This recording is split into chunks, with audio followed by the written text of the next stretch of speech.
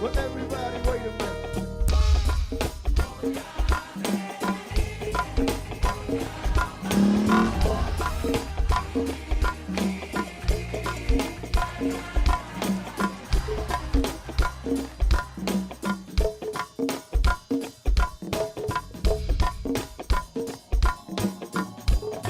Well, everybody, wait a minute.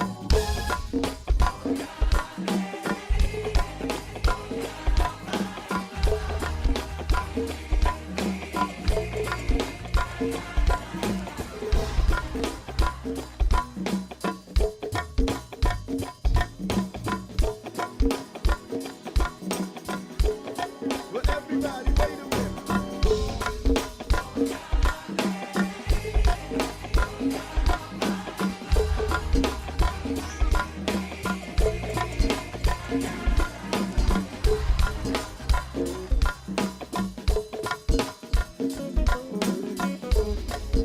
Sunshine, sunshine. Well, everybody, wait a minute.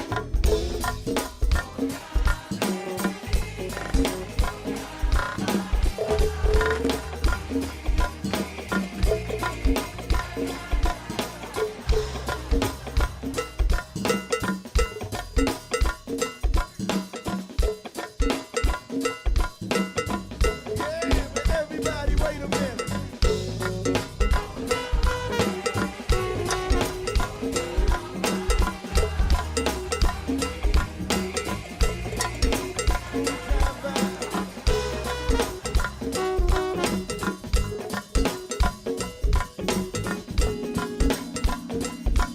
Yeah, keep me right there. Everybody, wait a minute.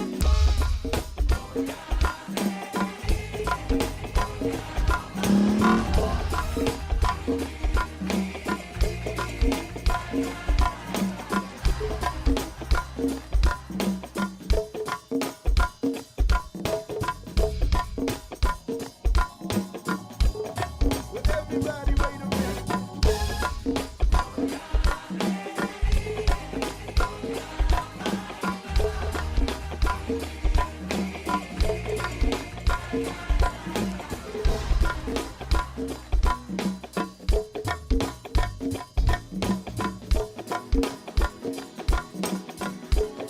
Well, everybody, wait a minute.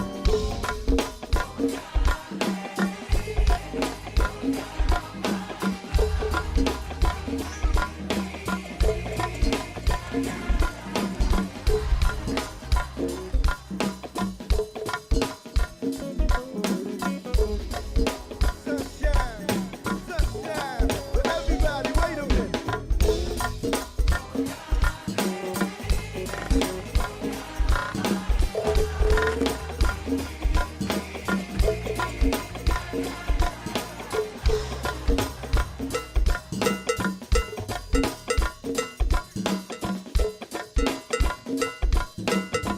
Yeah, but everybody, wait a minute.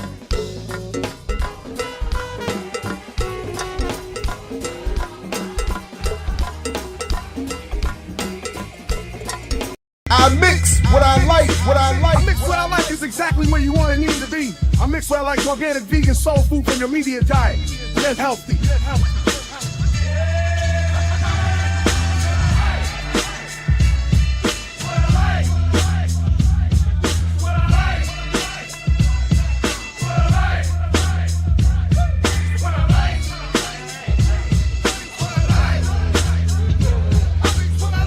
I mix what I like, what I We're like. here on I Mix What I Like.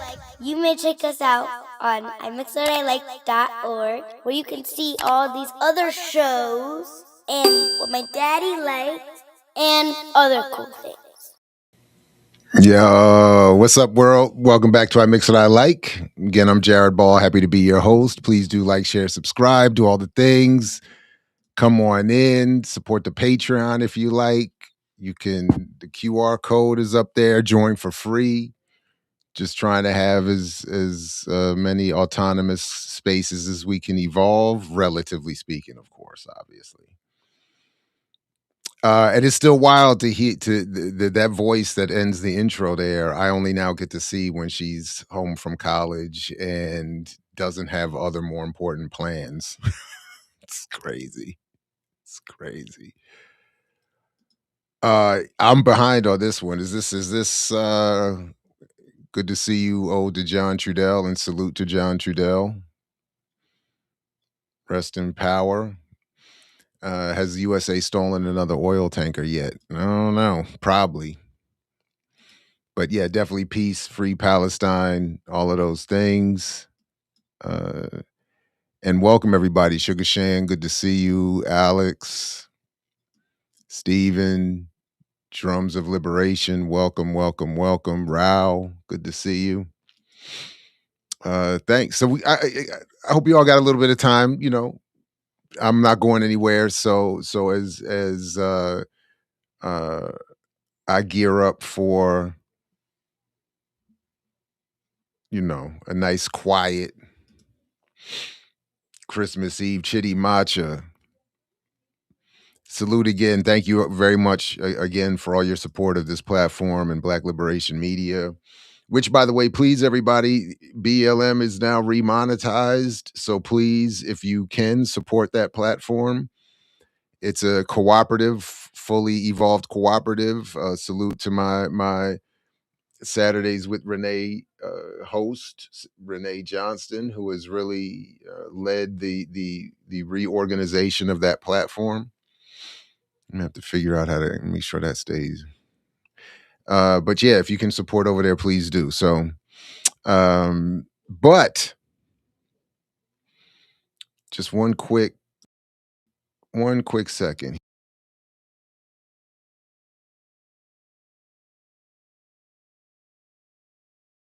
So, all right, I got a number of things, and depending on how we're doing on time, I got just got a few late additions for this one. And then we can maybe hang out a little bit here. But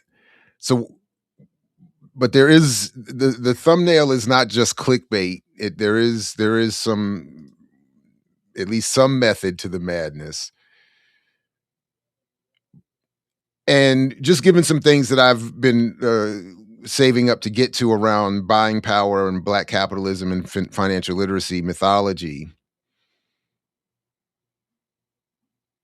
And I'm actually looking forward to this. There's some fun I think we're going to be able to have with this, despite the nightmares that it ultimately represents. But there is this through line, narratively, politically, that runs between the claims around financial literacy, the settler colonialism that is, of course, the foundation of this country, the capitalism that is, of course, the organization of its socioeconomic situation. But there's this through line between popular discussions of buying power and Black economics, financial literacy, settler colonialism, and the latest reveals around Jeffrey Epstein, and specifically for my and our interest today, the continent of Africa. So this idea of transforming unrest into cash flow, which you'll see where I get that in a little bit, is precisely how colonizers confuse and exploit the colonized on the continent and within internal colonies abroad, such as here in the United States. The unrest imposed on Black America is met with narratives around financial literacy and Black capitalism, and the same goes on the continent, which I'm paying increasing attention to. And you all are increasingly sending me information about. Thank you. Where alleged solutions are still arranged, funded, and managed by colonial institutions and the colonizers that run them. Financial literacy is ultimately about colonial rule and suppression of discontent. FinLit, or financial literacy, is the narrative weaponry, at least as I'm approaching it, the narrative weaponry used to turn unrest into cash flow. The FinLit connection is found in the accepted narratives around the economy, or how various economies relate to various communities. The imposed economic mythologies, even beginning with the lowest of buying power claims, allow for us to misunderstand the colonial relationship held between those same communities previously just now described. So the colonialism binding Black America is paralleled by those on the continent and throughout the diaspora. And that's why we don't do reverse hashtags around here. We stick to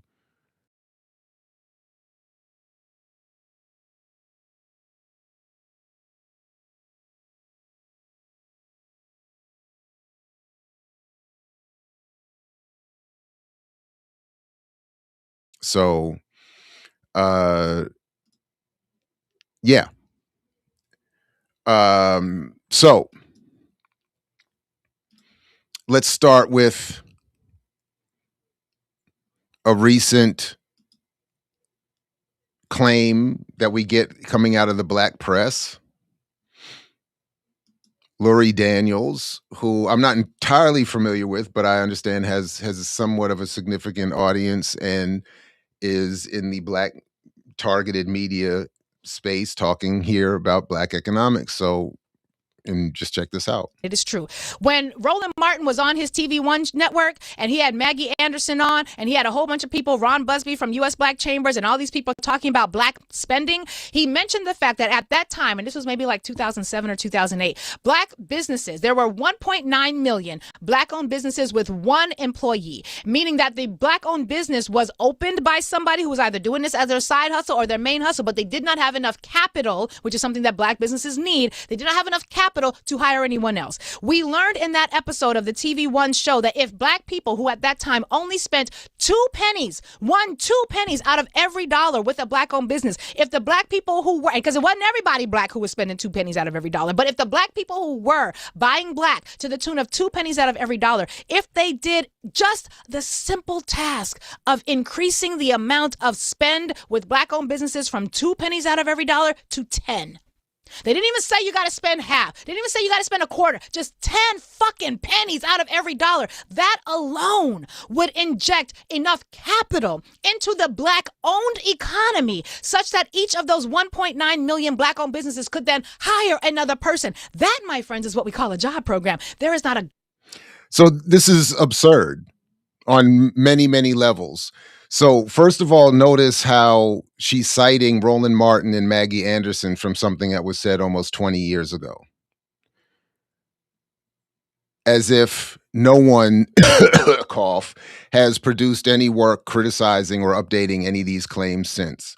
And even before you get to stuff, even before you get certainly even to my book or anything else that's been written, we've done so many videos just on this platform and on Black Liberation Media around those claims, be they from Roland Martin or MaggieAnderson, that even if you just YouTube and don't do the reading, you can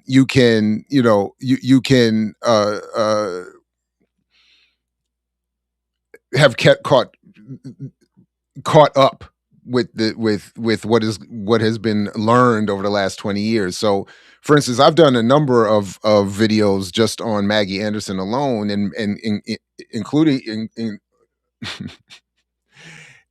so much so that she even contacted me at one point. I'll put the video in the link description where she asked me to change the thumbnail, to take her picture off the thumbnail. As if this woman who has been a public speaker for 30 years all of a sudden was now in need of some concern around her image. I took the thumbnail down and changed it, took her face off of it.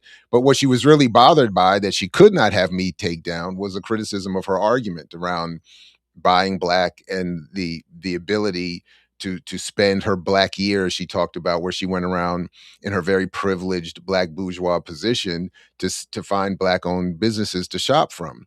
But one of the many flaws in this analysis here, of course, or from Daniels, is of course that even if there were more interest in the Black community. And of course, first of all, it's not a lack of interest in supporting one another that leads Black people to the economic condition Black people find themselves in. So stop that. But there are not enough Black-owned businesses providing the needs at levels and qualities that could even accept the business in other words, there's not enough Black-owned businesses that are producing enough of the goods and services and needs that Black people need, that Black people could purchase, even if there was this increased somehow desire to spend with Black communities. One of the reasons Black-owned businesses don't attract more consumers is not because Black people don't want to consume from them. It's because they are not able to keep up with others in the market that are able to serve, produce more, promote more, advertise more their product, and over, you know, whatever Black-owned business is. As she's pointing out, if most Black-owned businesses, which is true, have only one or fewer employees, they don't have, they're not scaled to the level of being able to satisfy a huge consumer base. And as soon as they increase with their consumer base, they are not able to scale up to produce more, with, again, without getting that outside investment and so on and so forth. So it would be, she doesn't do this, so I'm not spoiling anything here, but there is no discussion of, well, what areas of the economy would Black people produce more? In what areas would they produce more to provide more for more Black consumers? What product? So all the big ones, whether it's, you know, like our electricity, our internet, our, you know, housing, you know, big things like that. There's no Black-owned business that can. There's only one or two white-owned businesses that can scale up to do all of that and have the monopolies. You know, who's going to provide here in Maryland other than BGE, or Constellation now, our electricity? What Black, you know? So okay, so what is it going to be? Tennis shoes, clothing? What is it going to be? What product area can Black people scale up?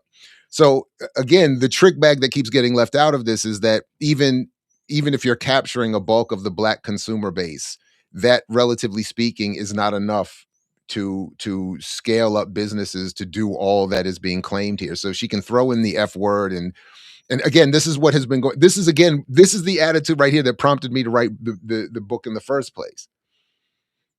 That people will present to Black audiences with this level of bravado as if they are saying something radical and hard, and, you know, this is, you know, and they get these applause lines, but there's nothing behind it. That's why I started researching it in the first place, because I was like, wait a minute.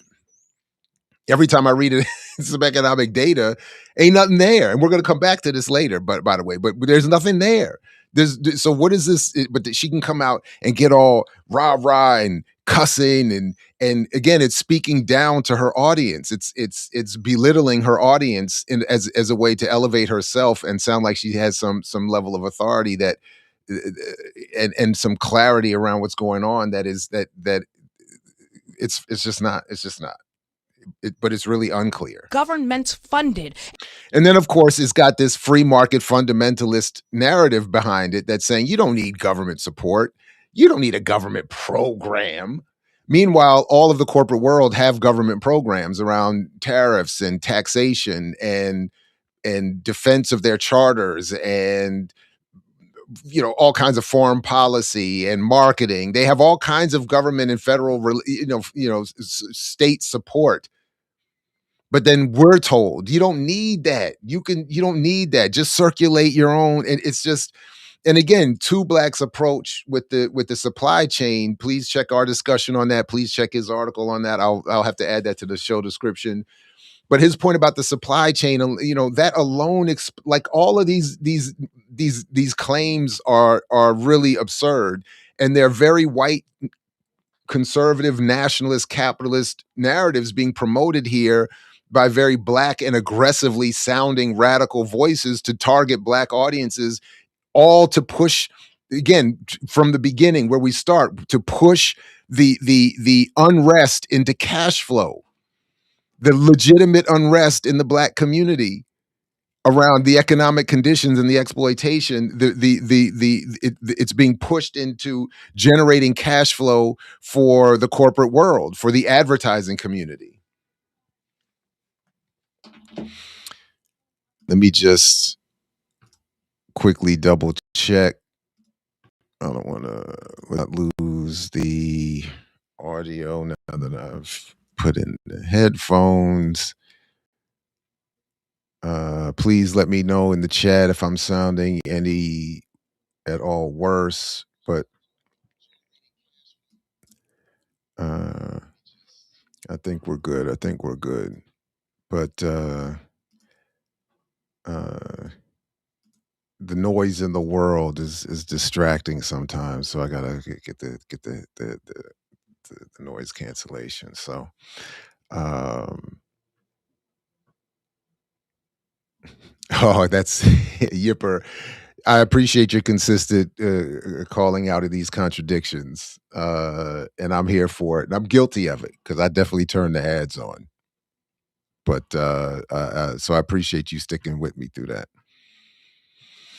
Yeah, that's where I thought. That's what I thought. This sister LurieDaniels was on the Karen Hunter show when Karen invited you. She wasn't wearing glasses. That's where I thought. Thank you for that. I thought I recognized her, but wasn't sure. When this was sent to me, she was there. And again, you know, we had a good time. You know, even the off the camera banter with the three of us was very good. We had a good time. It's so unfortunate that I was never invited back, despite all the times that directly and indirectly, overtly and less overtly that I was brought up. But that's unfortunate also because her analysis here is no, it's not the birds, Yipper. It's the tree-lined streets birds are fine. It's the you know, it's another kind of bird that is a little bit of a distraction. It's a future Larry bird that is a little bit of a distraction, preparing for his future career.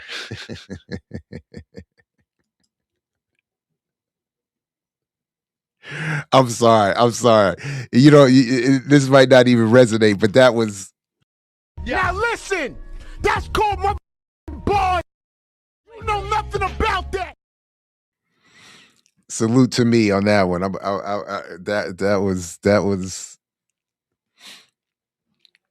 But okay, yeah, no, that's helpful. That's helpful. Yeah, she looks. That I thought I did forget. I was like, where have I seen? But that explains a lot, and it also explains a lot her approach here and her analysis. But let me just finish. A Republican or Democratic plan funded capacity that could do for us what we could do for our goddamn selves.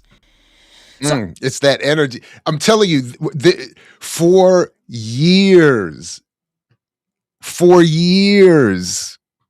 before I even was you know, speaking or talking to anybody at meetings, just a youngin in the back room, you know, just hanging out at meetings, listening to lectures for years. This is the energy only associated with these claims that made me start raising an eyebrow and thinking, I need to get clear on this. Because again, every time I read something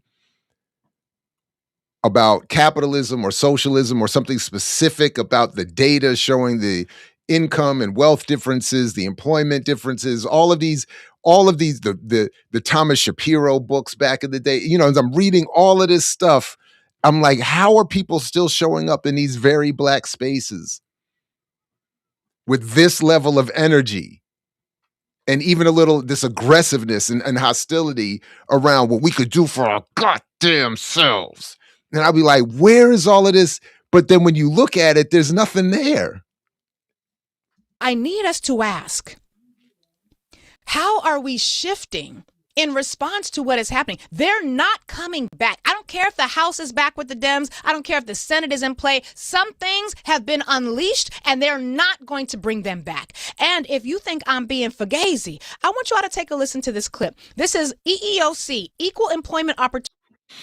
We're going to stop there. I think it's already there, but I'll put the link to her program in the show description so you can see the whole thing if you would like. But I just wanted to start with that because again, it's just that, you know, a few of you had sent me this, and I appreciate it. I really do appreciate. I appreciate, and I had started that rule of 5, but we've in some ways, you know, blown past that.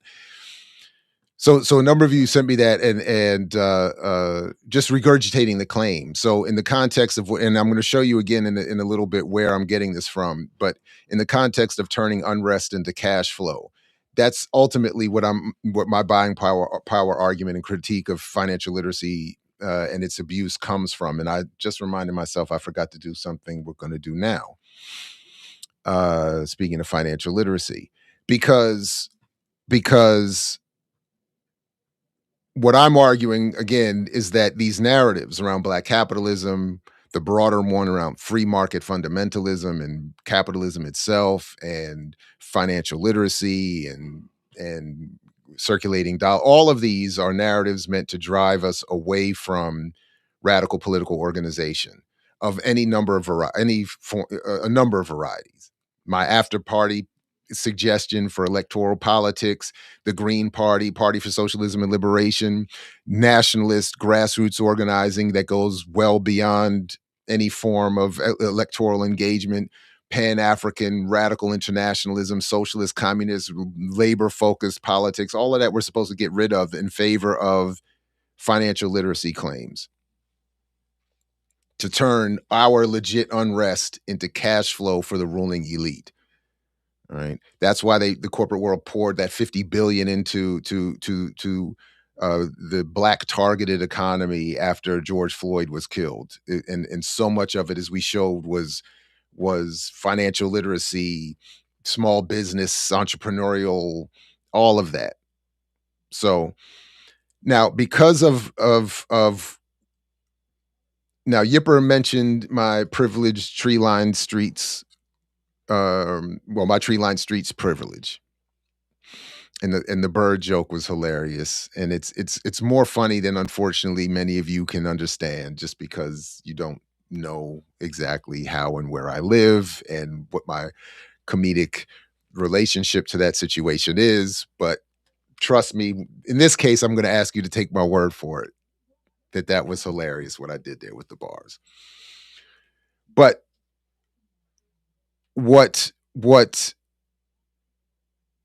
one of my other areas of privilege is that I get to be on the dissertation committee for not only future Dr., but soon to be Dr. Erica Brown, and who has just submitted her dissertation. It is phenomenal, and you all will get to see and hear variations of that from her. So please make sure you're following Brokish on Black Liberation Media and paying,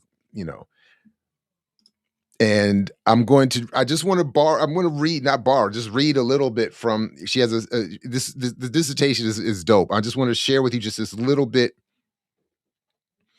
about where she's talking about defining financial literacy, because this is important to how I'm approaching it and to how it is often popularly discussed. So she writes, within the worlds of consumer and personal finance, the terms financial literacy and financial education appear to be omnipresent. Despite the prevalence of both terms, there is no agreement within the financial literacy space on a definition for financial literacy. All right. Skipping ahead a little bit. The definition of financial literacy from the President Advisory Council on Financial Literacy, created back in 2008 by Barack Obama, by George Bush, which Barack Obama extended, and almost soon-to-be Dr. Brown writes more about. Their definition of financial literacy is, quote, the ability to use knowledge and skills to manage financial resources effectively for a lifetime of financial well-being. One of the more commonly cited definitions describes financial literacy as a combination of financial awareness, knowledge, skills, attitudes, and behaviors necessary to make sound financial decisions and ultimately achieve individual financial well-being. Another one more commonly used, as defined by some of the dominant names, which we're going to come back to, and I know soon to be Dr. Brown is going to come back to, and her work is so dope at exposing, describe financial literacy as a component of human capital that includes knowledge, skills, attitudes, and confidence related to financial decision-making. But here's where soon to be Dr. Brown is making a very powerful intervention, one of many she's making. Lacking in many definitions of financial literacy is an inclusion of ideas beyond the competencies of the individual, including the growing complexity of the world economic systems. As such, I am utilizing Brown and Riley's, that is their own, and Kendall Riley, who you can see in an interview with me. I'll put in the show description, the superheroes of financial literacy, where they defined financial literacy as the ability to optimize financial decisions based on one's available resources and understanding of national and world economic systems, including their position within them, end quote. The ability to optimize financial decisions based on one's available resources and understanding of national and world economic systems, including their position within them. This is a huge intervention that she's making into this, that they are both making into this. Because the popular discussion is, we're going to show you, come back to, a financial literacy, as you all already know and have experienced, is targeting the individual patterns and individual behavior patterns, ignoring context. There's no colonialism, there's no capitalism, there's no white supremacy, none of these things exist, or they're figments of a well, moved beyond past. And now you just need to know how to, and what they're saying is, no, what we need in our discussion of financial literacy is some recognition that this is not, that yes, we can all make certain individual choices that are in some ways better than others.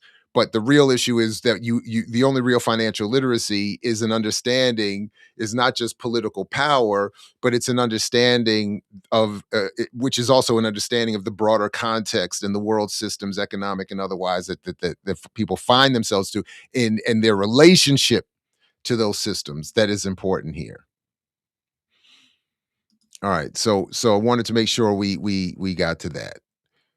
All right, now I wanted to come back to the recent.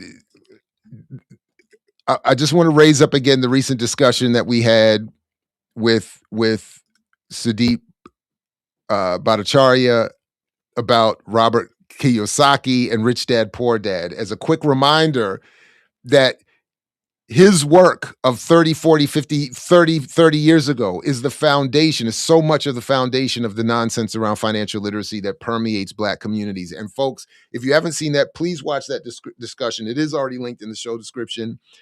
And look at the comment section. So many in the comment section are saying, are sharing, it's like a confessional, unlike any I've ever seen in a video that I've been involved in. It's a confessional and a cathartic, sort of release of people saying, yes, I got caught up in that. My mother, my cousin, my uncle, my father, we all got caught up in it. And I don't say that to say that anyone should be ashamed. I'm saying that to say that these books targeting Black and brown audiences do work. They are effective in convincing so many that these are solutions. So I just wanted to quickly revisit that what we're hearing from Daniels, despite the bravado and the hostility and the aggressiveness, is some really soft, backwards, white supremacist, old, free market fundamentalist, mythological, logic nonsense that comes in this case through Kiyosaki and Rich Dad Poor Dad. Speaks to my exact problems with all. This is exactly what is in the buying power mythology to this day. Right. Poor people simply have poor spending habits. The benefit I had as a boy was that I loved playing Monopoly constantly. Nobody told me Monopoly was only for kids, so I just kept playing the game as an adult. I also had a rich dad who pointed out to me the difference between an asset and a liability. So long ago, as a little boy, I chose to be rich. And I knew that all I had to do was learn to acquire assets, real assets. My best friend Mike had an asset column handed to him, but he still had to choose to learn to keep it. That's great. He had to choose to learn to keep it. He didn't have to choose to get it handed to him. Right. Many rich.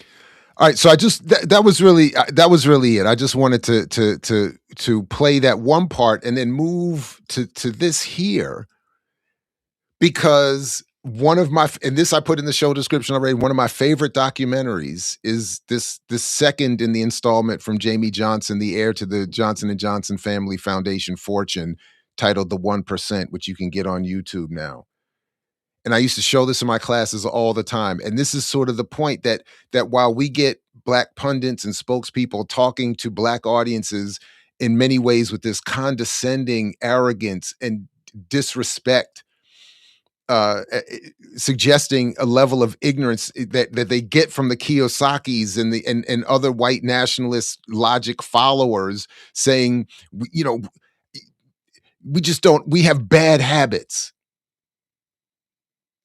What gets left out is that broader context. So I just wanted to show, this is just one clip, one of my favorite clips. There's so many, we could have watched the whole thing, from the 1%, that kind of speaks to how, well, the game is rigged and how the true wealthy manipulate that system to forever end up remaining as this truly wealthy white exclusive elite, while dropping to the dropping on us these narrative bombs, this Dylan Rodriguez lexical warfare of financial literacy.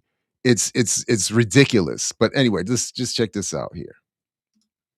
I could talk to, he refused to give them to me.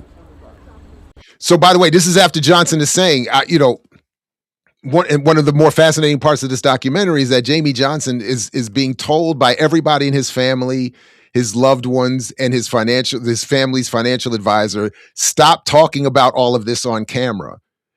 In other words, the true wealthy don't want any of this discussed on camera. We're supposed to get the lifestyles of the rich and famous. For those of a certain generation will remember that. We're supposed to get the Cribs and all these other celebrity-focused shows about being rich. But the actual truly wealthy don't want to be discussed. So here's Jamie Johnson saying, being told, we don't want to talk about our family's wealth. Why are you trying to snitch? So he says, because I can't get a discussion with my family, I used my privilege to get to this event, and that we're seeing a little bit from here. So without his support, I'm using my family name to enroll in one of the most exclusive wealth conferences in America, where the wealthy go to discuss strategies for keeping their fortunes growing.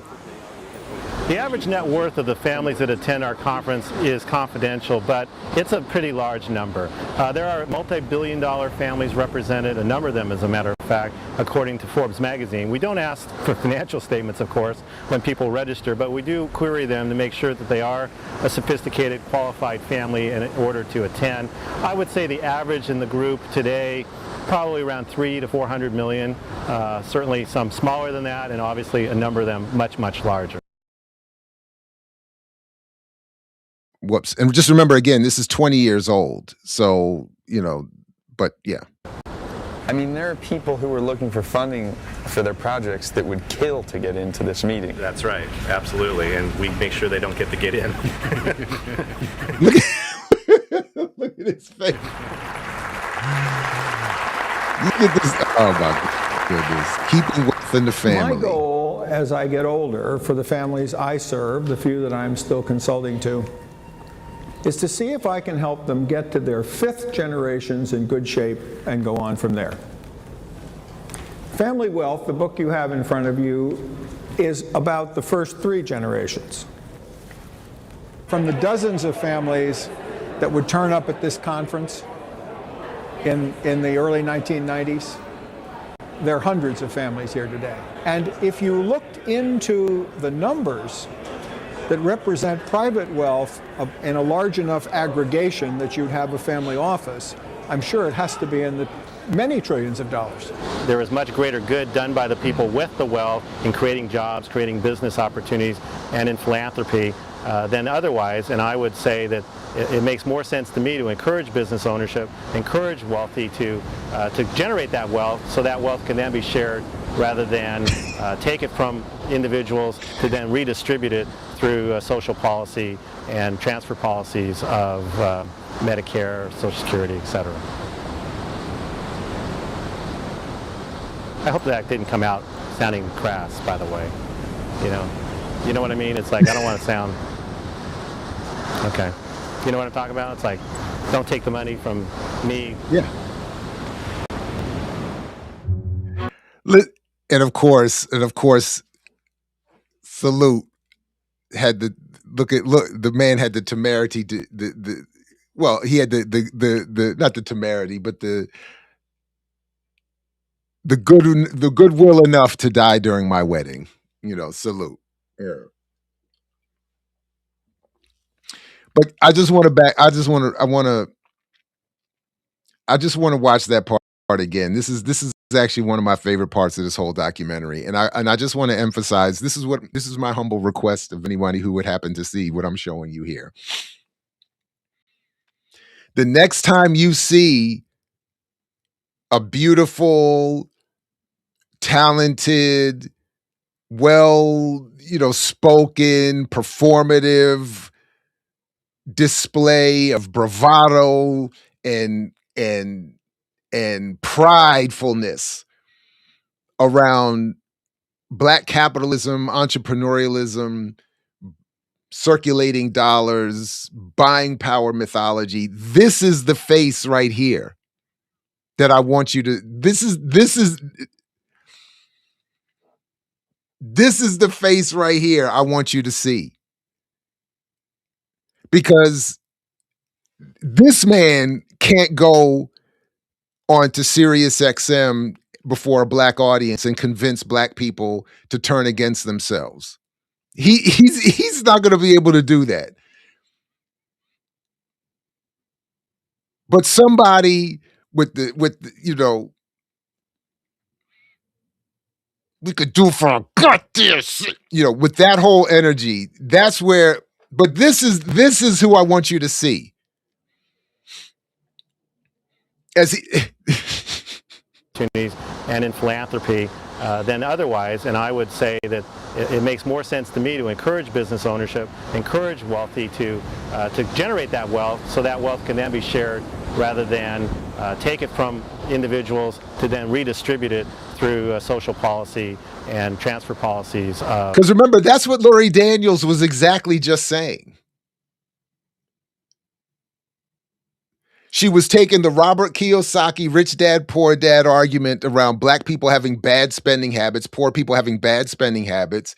Then she's taking the logic from this representative of the ruling elite, who has already said, when asked, man, there's a lot of people who would love to be, have access to these kind of spaces for their projects. That he's saying, yeah, that's why they're not allowed here.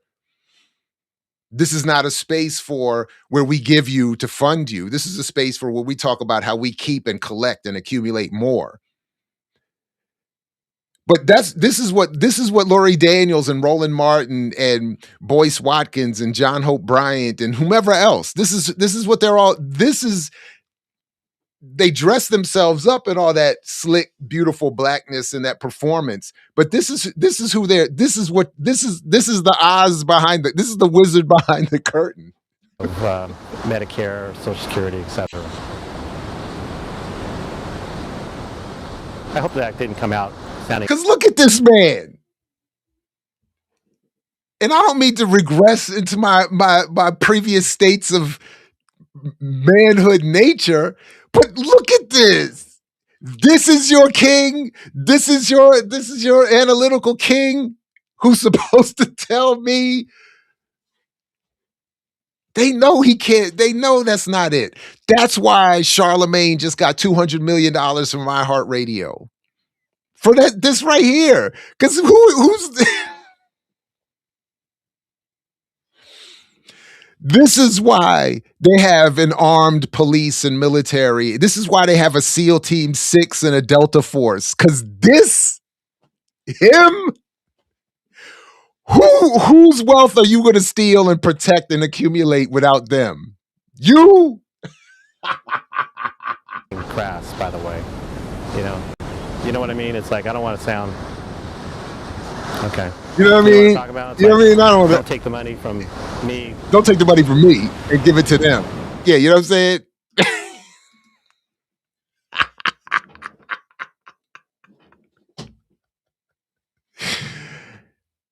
Oh my goodness gracious. That's why that's my favorite. I used to show this in my classes all the time. That documentary is great. His first one, Born Rich, is just as good. They should be essential viewing. All right. But then I get sent all of this kind of stuff where we can see, and again, if there was ever to be a third edition of my book, it would have to expand to the diaspora and to the continent, because so much of the nonsense is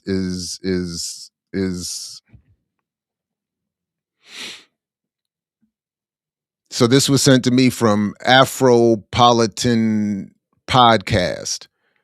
Africa isn't a $1.4 billion market. It's a $50 million. It's 50 million people surrounded by 1.3 billion dreams. After processing $1 billion across Nigeria, Teo Uviosu just said what every African founder knows but won't admit. The earning power and ability to pay for consumers is much lower than it seems publicly. Everyone sees Africa's largest economies. They don't see purchasing power. Everyone counts population. Nobody counts disposable income. Everyone projects growth. Nobody admits present reality, she says. So I don't pretend to fully understand exactly what's being said here. It says the capture Africa isn't a $1.4 billion market. It's a 50 million people with 1.35 billion dreams. The opportunity isn't in the head count. It's in the purchasing power. Start by serving those who can pay today. Use the foundation to build for those who need you most tomorrow, because inclusion isn't achieved by intention. It's achieved by sustainability. So I'll put the link. I think I might have. If the link is there, I'll put it in the show description. Folks can follow up on the podcast itself. I was just sent this, so I'm just looking at this relatively quickly. But my point, though, is that continents or elsewhere in the diaspora, purchasing power is again being misunderstood here.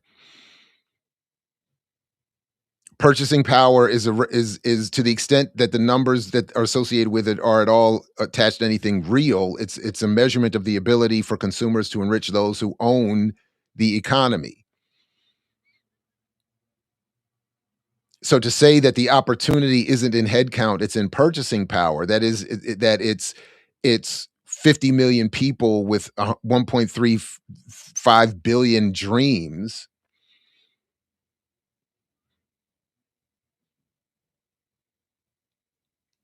Just like the previous point from LurieDaniels in the Black American context, there is not enough ownership, African or otherwise, of what is of what is in the marketplace in any given African diaspora or otherwise economy for that spending to benefit the collective.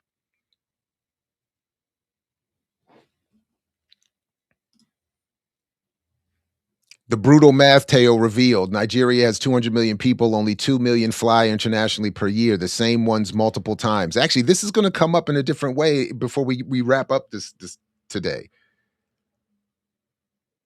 That of the 200 million people, it's 2 million that do all the flying.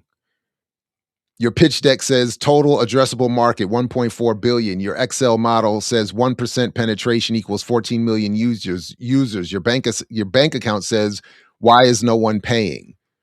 And what I think he's saying here is part of a problem that we're going to see coming up again here in the US economy, that of all of the numbers, of all the big numbers that are floating around, the actual number of people doing that spending is very small.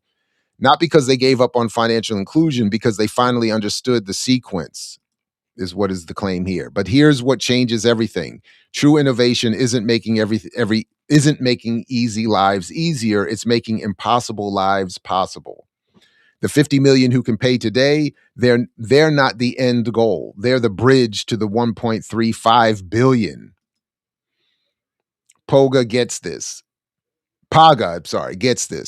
Serve who can afford you now. Use that revenue to build infrastructure that eventually serves everyone.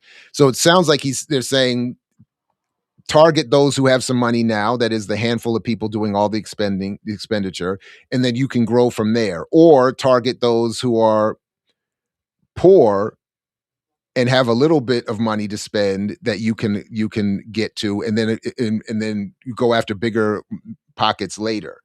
Either way, to scale up, you're still going to need investment from those who have all of the already accumulated wealth. So there is no scaling up to serve a broader segment of the consumer base without the investment and support of the ruling elite and then their consumption. M-Pesa didn't start with farmers. It started with urban workers sending money home. Now grandmothers in villages run businesses on it.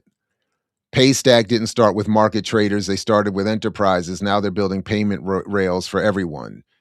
3 segments in Africa, pick one strategically.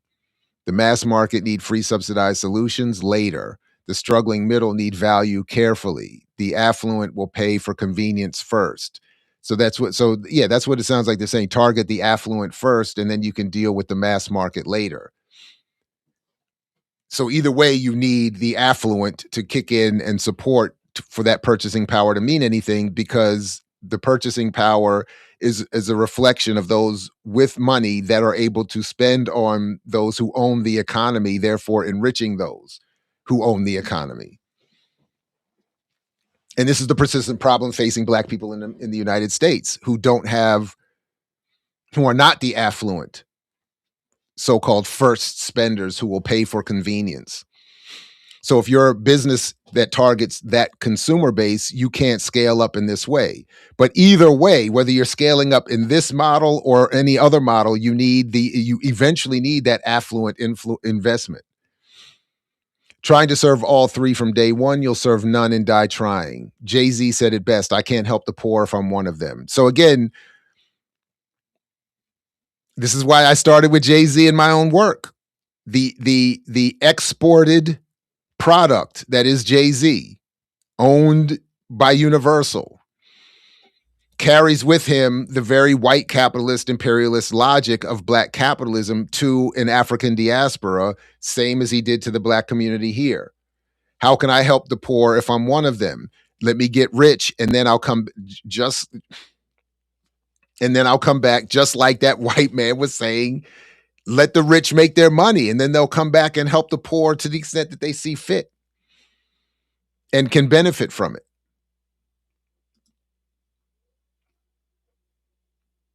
This is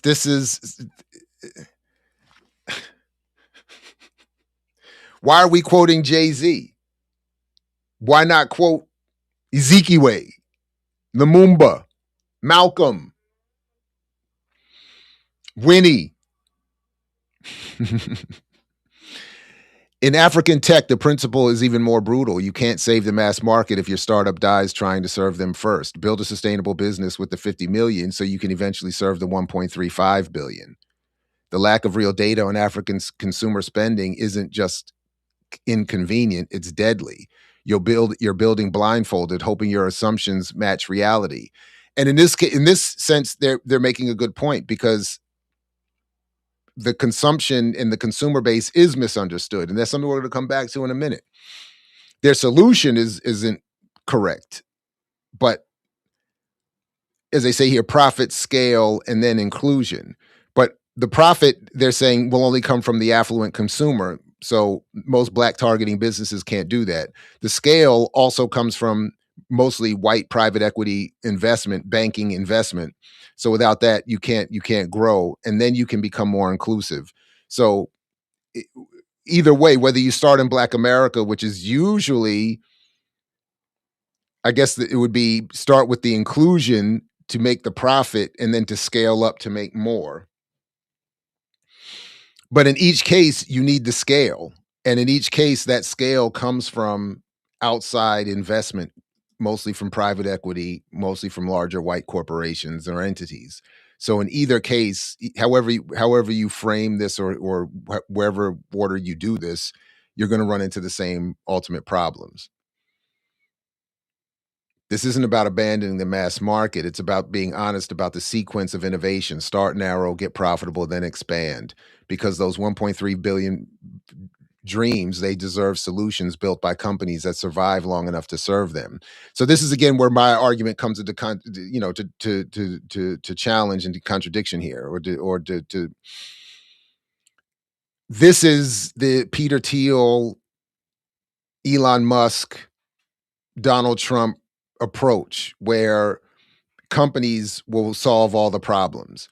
And what I'm arguing is the exact opposite. It's political power, it's public policy, it's regulation, it's government, it's democracy, it's socialism, though democratic control over the economy, in other words, that will solve the problems of the idea that corporations and companies whose goal is private profit is going to do something is going to solve these problems is absurd. So they're saying we don't need another startup graveyard, testimony about product market fit that never existed. Monday morning question, are you building for the market that exists or the market you wish existed? And more importantly, what's your bridge from one to the other? If this post resonated with you, share it with your network and follow Afropolitan. So, okay. So remember where I'm starting, where I'm going this afternoon. Transforming unrest into cash flow is the narrative approach that colonizers use to do that. Is in this case, Nigerians, continental Africans are struggling. African-owned businesses are struggling to find a foothold. Don't seek out radical Pan-Africanist, socialist, redistributionist, nationalist solutions. You need market solutions.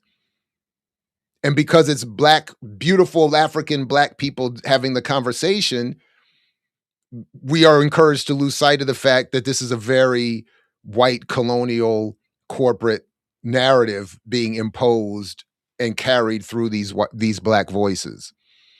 All right. So that's that. So just trying to remind of the through line I'm working with from the beginning here, turning unrest into cash flow. Because if you own the economy, once you turn it into cash flow, you are of course benefiting. All right. So here's the next piece to this. To get to $100 million. Are you looking at markets outside of Africa? Africa has 54 markets. We're looking at Africa only. In 7 years, Africa will be home to a third of the global population of youth. By 2050, 1 out of every 5 customers on the internet will be in Africa. Africa in the past decade has, out of the top 10 countries with the fastest growing GDP, 5 of those markets are in Africa. Retail spend in 2018 was about $1.4 trillion. 2/3 of that was consumer packaged goods. Yeah. And it's considered one of the fastest growing regions for consumer packaged goods spending in the world.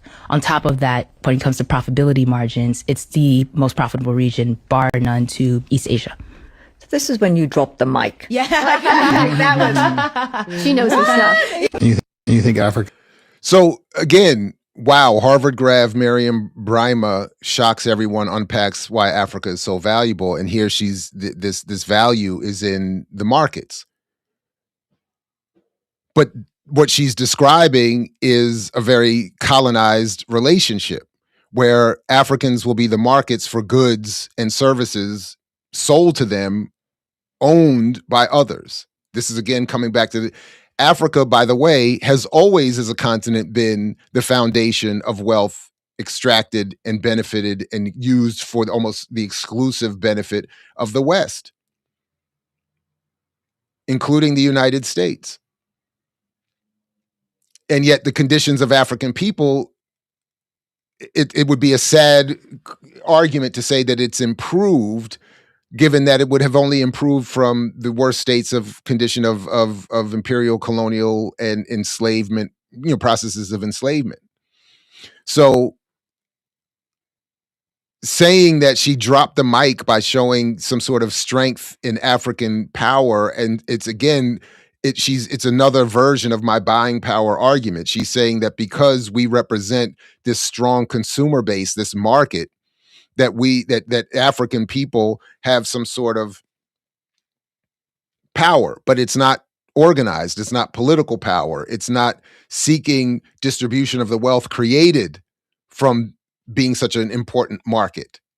It's simply saying we want to be respected in the way that Black America is often encouraged to say, we just want to see ourselves in the commercials. We just want you to put some Black people up on the screen. It has very much that same vibe, but there's no discussion of who owns the products, who controls the distribution of the wealth created by the exchange and sale of these products, who controls the land and the resources that are extracted and exploited, producing the products that are then sold back to these markets. So again, this is a global. This is a globalizing the mythology of African buying power.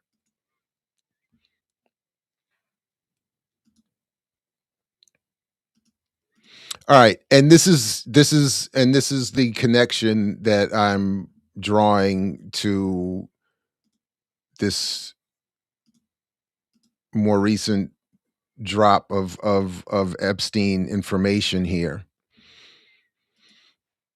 Because while Africa is being promoted and discussed in these examples I'm working from here as a source of consumer power to enrich those who own the economy, so many of the broader, more important politics about who controls the politics and the land, the resources, the safety of the people are being ignored. So I thought this story from last month and part of these more recent releases around of documents around Jeffrey Epstein. Jeffrey Epstein helped Israel sell a surveillance state to Cote d'Ivoire. Leaked emails show that behind the talks between Cote d'Ivoire and Israel, shepherded by Ehud Barak and Jeffrey Epstein. So the link is in the show description. This is a picture of Epstein with unidentified soldiers in Africa, it says, from his birthday book.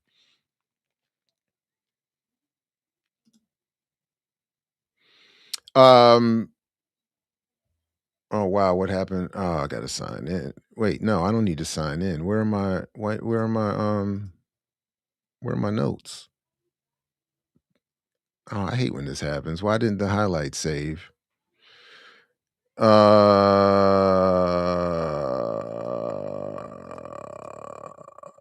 Yeah, that's terrible. Okay, well, oh man, I don't want to have to reread this whole thing. Oh man, why did the highlight save? That's whack.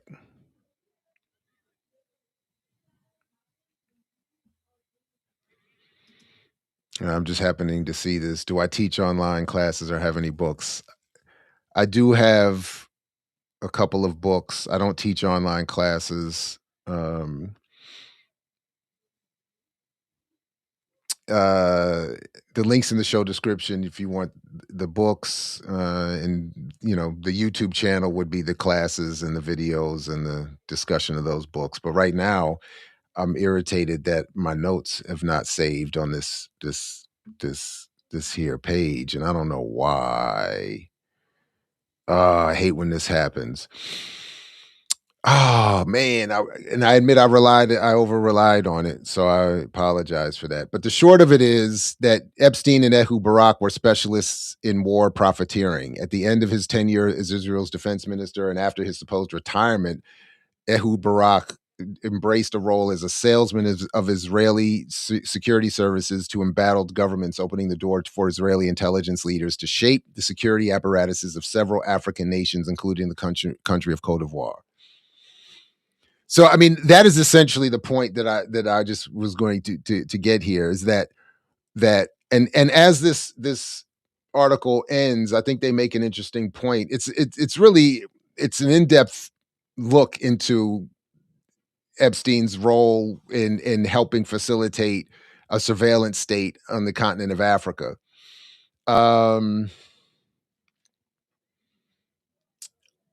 But let's see if I can find, oh man.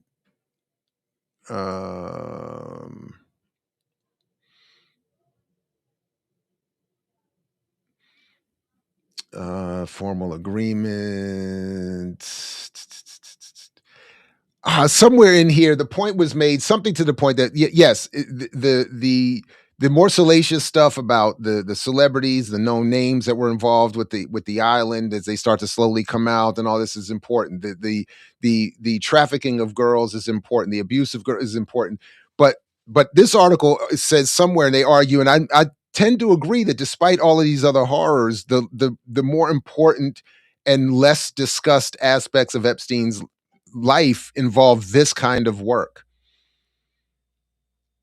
The intelligence work, the behind the scenes facilitation of Israeli weapons and surveillance technology to parts of Africa, that, going back to the previous point, remind of the lack of political power and revolutionary liberation of these African countries and of Black America, that would allow for claims around buying power and market power to somehow confuse us as to the lack of actual political power that we all end up with.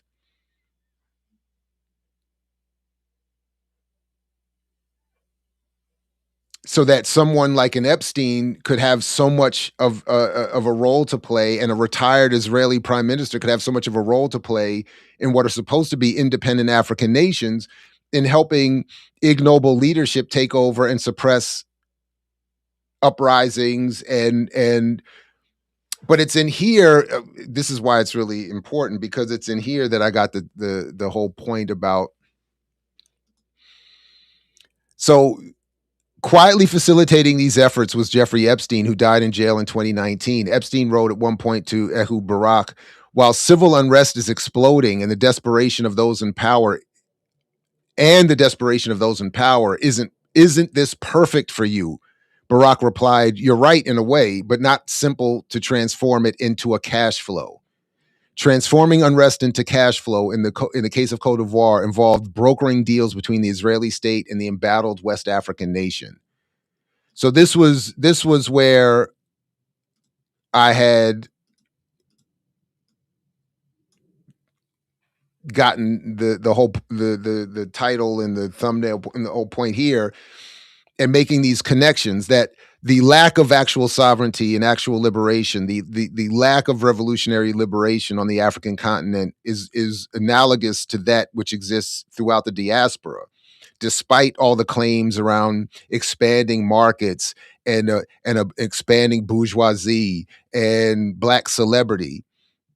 Despite all of that, you have someone as disgusting as a Jeffrey Epstein working here with Zionists, and the Zionist entity, as I like how as being more often described, or more popularly described,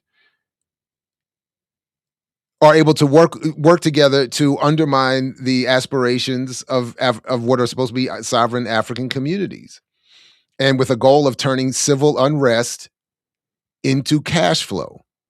Because if there's civil unrest, the people who are in charge are going to want to hire more goons, more surveillance, more military technology, et cetera, and so forth.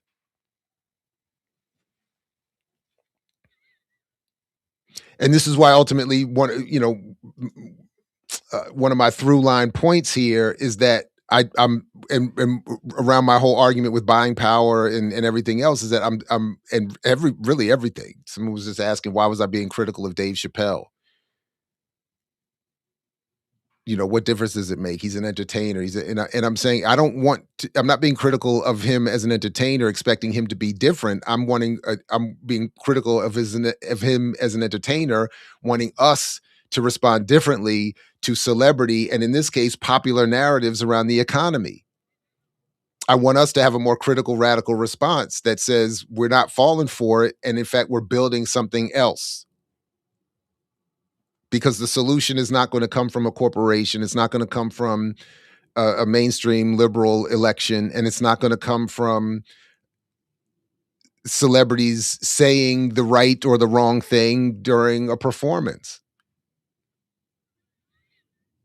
But we just have to not allow these narratives to continue to do what they do, which is discourage us from radical politics. All right, there's a couple of other things that I want to, and then I'll check back in the chat before we wrap up. But let's see, I wanted to come back to the recent event I was able to host with ClaudiaDeLaCruz out here in Howard County, Maryland, and encourage you to see that presentation and the Q&A, which led to some interesting criticisms of her and the PSL, and her response to that I thought was important. But in terms of our discussion today, I just wanted to highlight something that she says here. Going back to my point about how we should better interpret and understand these claims around financial literacy, et cetera, and specifically in terms of buying power, the $1.8 trillion in buying power, or the soon-to-be $2.1 trillion in buying power that Black America is supposed to have, that's supposed to revolutionize our relationship to the economy. So just check out this one little clip. Thinking about who creates that technology, because the thing is that they put their name on it, right? They put their money behind it, but the people creating that are workers. That technology does not belong to those billionaires. Bezos. Man, something, man. Like, you know, like, has he ever carried a box in his life? Does he know what an Amazon store, like, warehouse look like? And most I'm sorry to jump in. That's deep though, because Bezos is quick to do that rich man, human growth, testosterone, whatever, all that stuff. He's on whatever that stuff is, that RFK stuff, that LeBron stuff, all that stuff that these folks are like. They're on all this stuff, and it's like, but you're doing that so you can try to look good for your photo shoot. You're not actually lifting a box. Exactly. You got all these muscles now that testosterone, and you're not lifting up there. The reality of the matter is that people lose life and limbs doing that work, and they're fighting for $22 an hour. And if you go to the South, it's worse, because their wages are still $7.25. You know what I'm saying? And so it's like they do everything and anything to stop people from having dignified lives, and then they go on TV and they boast about how many billions they have that they can afford to buy a spaceship during COVID. That is disgusting. That should turn people inside out. Like the fact that this Trump administration has had the ability to transfer $1.7 trillion in wealth while people cannot afford to live, that is a crime. That is a crime. Message.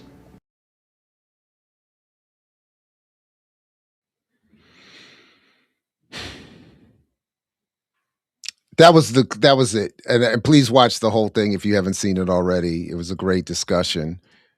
But that's really my point. We're over here encouraged to argue around 1.8, 2.1 trillion dollars in buying power, when this Fugazi president and his crew could just transfer 1.7 trillion in wealth upwards to themselves, extracted from taxes, tariffs, trade agreements, suppression of labor, suppression of wages, et cetera, and so forth. That's why he's the only one to get this thing right. Back in the day, George Jackson, they talk about this purchasing power, and then they just raise the price of everything to keep everybody in the same spot that they were in the beginning, but promoting a narrative. But again, Solberg, it's not out of my way. People be like, why do you go out of your way to be petty? And I'd be like, who said it was out of my way? It's directly on my route every single time. Pettyluya.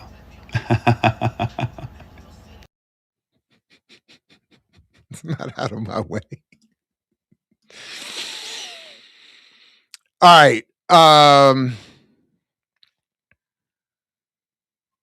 So one of my favorite channels is this ChrisNorlund channel. I like, not an overt radical, but he gives some good economic and business analysis from a Korean perspective that is I kind of appreciate. And he makes this point. Let me make sure. There's two points he makes in this recent video that he put up that I'd like to quickly get to that speak to the point that I'm wanting to get to. and how we are encouraged out of a proper understanding. So the gap is right here at the widening beginning. Inside Donald Trump's K-shaped economy. In the president's second term, the rich have gotten richer and the poor are getting poorer. I want to go through this because I think it's an important story. This is coming from the Financial Times. We talk a lot about the K-shaped economy, as unfortunately going into 2026, I think unemployment is going to be the big talk, like watching the numbers as likely companies are going to be cutting back, and then also the wealth gap is going to get worse, right? Rich get richer, the poor get poorer. And Trump's policies basically push that policy and sort of culture forward. This is an example from Connecticut, and they're going to give you real world examples of this stuff. And I want to hear from people outside of Connecticut, also in other countries. Are you seeing the same wealth gap and disparity where you are? So the example they give here, it says, Shreve, Crump & Lowe, a jewelry store in Greenwich, Connecticut. You can buy this watch. It's the Grand Sport Tour Billion, and it's like $210,000. And then they say, business is brisk. So evidently there's enough people in this, place in Connecticut, which Greenwich is like one of the richest counties in the country. I think Fairfax is the other one, or Fairfield, I can't remember which one it's called. But they have a lot of money there, right? They can afford $210,000 watches. And here's a quote here. We've been very blessed in Greenwich, right? The Swiss luxury watches, natural diamonds, sapphires, and emeralds the shop specializes in are selling well. Selling well. Quote, demand has actually increased over the past 6 months. And that right there reflects Trump's economy. So if you're a billionaire class, you make 7-8 figures, whatever, you're doing fantastic. And the link to this is already in the show description. It's I'll let you watch it on your own if you want to see the whole thing. It's fascinating. The two other points I wanted to quickly bring up from this is that while he's right, he's pointing out here, as this story shows, that these luxury watches and other things are going up in their sales over the last 6 months. But over on Bridgeport, Connecticut, 30-minute drive away, the increase in activity is people flocking to the city's food pantries and soup kitchens as the high cost of living bears down on low-income families. I'm living day to day, said Jamaica-born Rosalind McDonald as she picked up eggs from a food bank in the Hollow, a poor immigrant neighborhood in Bridgeport. So that's the one thing, that this is the kind of disparity that we're seeing in this economy, and this is just more broadly speaking, not even just specific to Black America. That the increasing divide between the rich and the poor, et cetera, and so forth, and that those who can afford $200,000 watches and those who sell those $200,000 watches are seeing an uptick in their sales. So just moving ahead to this part of the video, as he shows here, is also to the point that I wanted to make. And let me see if I can, let me just move over here so I'm not blocking it. But you can see that the top 10% of U.S. earners account for nearly half of all consumer spending. The top 10% of U.S. earners account for nearly half of all consumer spending. So, as I wrote in my note here, how can there be buying power when 10% are doing half of all the spending? And as ChrisNorlund goes into in the rest of this video, he's in the rest of this part of the video, he's talking about how that if the top 10% are doing all the spending, that's who's going to get most of the marketing targeting them, most of the advertising targeting them. And I would argue, and my point today is that the narrative around financial literacy and capitalism and Black capitalism and entrepreneurialism is what also ends up being targeted more to those same majority audiences, even as a minority of those are the ones doing all the consumption. The narrative behind that is still as prevalent. It's not as if the 80% who are at the bottom are getting a different narrative advertised or promoted to them. They just can't afford to do the spending. But the narrative is what has us coming back to where I started with LurieDaniels aggressively telling her Black audience that all of this can be corrected if Black people spent more with Black corporations, ignoring all of the things we've been talking about since I played that video at the beginning. And that's how the Epsteins and the Ehud Baraks of the world and the Zionists and the settler colonialists and colonists, that's how they turn our unrest into their cash flow.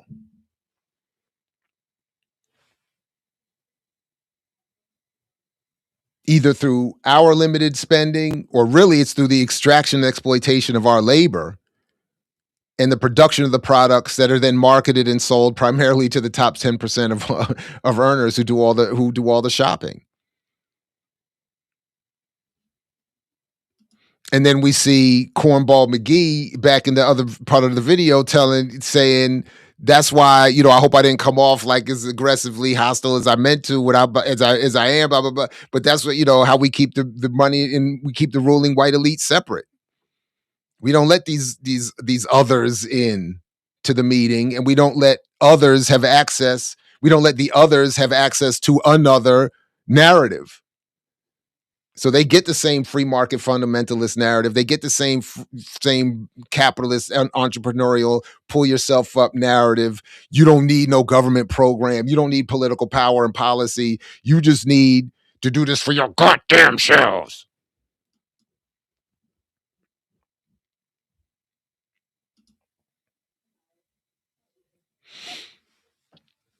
All right, I got two late editions that I'll pull up here. I didn't really get the chance to look at them, but they were sent by some Double O African All-Star supporters.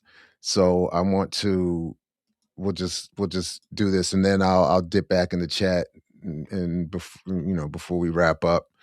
And you can go celebrate this imperialist holiday. Happy winter solstice to all the rest of the heathens out here. But here we go. Let's see what this is here. You should be trying to finding a way to eliminate these corporations from your life. I have not been back to Target or Walmart in over a year. Instead, I believe that we should be looking for clear alternatives to replace these corporations forever. I am never going back to Target. I am never going back to Walmart. I am never going to associate myself and pay for Amazon products. Why? Because they are funding my demise. And as Maya Angelou said, when people show you who they are, believe them. These corporations, the people behind these corporations, have made it very clear how they feel about Black people. And if you continue to give them money, that is insane. Now, for those of us trapped in food deserts that have been created by corporations. So just quickly, I don't think it's insane for people when people support their forever ever. When people end up going to Walmart or Amazon or Starbucks or Exxon or Nike or whoever else, I don't think it's insane or crazy. It's not politically wise. It's not helpful necessarily, but it's understandable. And I think I think in our better moments, we who endeavor to reach audiences beyond ourselves, particularly in communities with whom we identify, I think our approach should be a little bit different. It should be more explanatory, at least initially. I know I'm as petty and hostile as anybody else, but I think at least initially the approach should be let's try to educate and encourage and inform as opposed to talk down to. And then let's also think more critically about what a boycott actually means. So, for instance, I think I've bought one Nike product literally in the last 30 years. I almost have never been to Exxon. I've been in a sort of personal boycott of them for about 30 years. I don't think I've been to Walmart. Oh, man. I don't think I've been to Walmart in 20 years. Yeah. But we need to be more realistic about what that means and what it doesn't. And I'm not saying she's doing that. I don't know where the rest of this is going, but often these messages and these arguments end up, I think, encouraging that we not involve ourselves in labor struggles or in broader radical politics, and that they are, I'm not saying she's doing this, but they often end up just being reduced to support a Black-owned business. And that in and of itself is not sufficient either. We do need to be involved in labor movements and broader movements around socialism and redistribution, revolutionary nationalism, all of these, we do need to be in those spaces. And with our eyes on those prizes, the boycott is ultimately very limited in its efficacy if the goal is something more radical and revolutionary than is often the case with what is associated with the claims around boycotts. Like Walmart, we have to work harder to give our people access to Black-owned grocery stores so that they are not forced to go to Walmart. And Walmart. But again, part of the reason why there are food deserts, one of the last projects, I remember one of the organizations I used to be in DC, one of the last projects that we were doing was around food deserts in DC. And the what was at the time the forthcoming arrival of what is now there, the Walmart that is now there. The reason there are food deserts in Black and other communities is because the Walmart is there. Walmart wipes out competition of all backgrounds when it shows up. That's been one of the main critiques of Walmart going back, I can't even remember how many decades. So when Walmart shows up, it's going to create food and other items to be to suffer desertification. So, and then we go back to the previously discussed problems of too Black supply chain argument and otherwise, what Black-owned groceries are there going to be? And if there is a Black-owned grocery store, what products is it going to be selling you? Is it going to be selling you Black-owned soap and Black-owned lettuce and Black-owned oranges and Black-owned deodorant and Black-owned Black and Milds and Black-owned rolling papers and Black-owned cigarettes and Black-owned liquor and Black-owned, in other words, no. So having a Black-owned corner store isn't the solution. A Black-owned grocery store isn't the solution. It's redistribution of the wealth created by any consumption we engage in any grocery store. That should be the point. We shouldn't have to drive. We shouldn't have to either. And then even out here in the mostly Black and poor neighborhood that I grew up in these tree-lined streets, they put a white-owned grocery store and a white-owned shopping center right down the street with the idea that poor people shouldn't have to go far to get their groceries. But Black people, poor as we were and are, don't have the ability to put a grocery store, don't have the political power to put a grocery store right across the street the way they could put a Safeway or a Giant or whatever the food, whatever it is over there now. So Walmart, by the way, has a whole bunch of food that you can't even eat. So they're literally feeding us garbage on top of funding our demise. And those local grocery stores in Black communities, again, we could argue that if they're Black owned, they would do better. But the reason that the non-Black owned grocery stores in Black communities don't have better food, as is often the case, is not just that they don't like Black people. It's that the products that they're getting from that too Black supply chain. And by the way, for anybody who sees this is not aware, Too Black is the activist, author, organizer, co-host of Black Myths podcast, who has done a lot of writing around, more recently, this question of the supply chain and its relationship to these claims around circulating Black dollars. So I just want to be sure, just in case anybody's new or not getting my jokes here, that's who I'm referencing. He goes by the name Too Black, just in case you're not aware. So check out that work if you haven't seen it, and then you can come back and get caught up and enjoy all these wonderful little jokes and puns that I'm making. But the point being, though, two black supply chain analysis, again, explodes just by itself before we get into all these other critiques of buying power, black capitalism, and so on. These kinds of claims. And it would be great if, she is the target audience of these analyses. It would be great if she was able to fold them in, read Two Blacks' work, read these other bits of work and listen to these arguments and then fold them into your critique and see what beauty might emerge from that. And there's a long list of companies that are involved in this. Home Depot, Publix. It's wild out here. I think you should join my forever boycott. You should be trying to finding a way to eliminate these corporations from your life. I have not been back to Target or Walmart in over a year. Instead, I believe that we should be looking for clear alternatives to replace these corporations forever. I am never. All right. I think I was letting it repeat there a little bit. So there. So okay. All right. That's what I said what I had to say. All right. One more. We're going to end on a doozy, and I have not watched this yet. So I don't know. But let's get this one more in here. And again, folks, if you haven't seen this man be completely destroyed and embarrassed on soon to be Dr. Erica Brown's show with her co-host Amber Swims on Brokish, which you can see on Black Liberation Media. If you have not treated yourself to the complete embarrassment that this man suffered, that is JohnHopeBryant.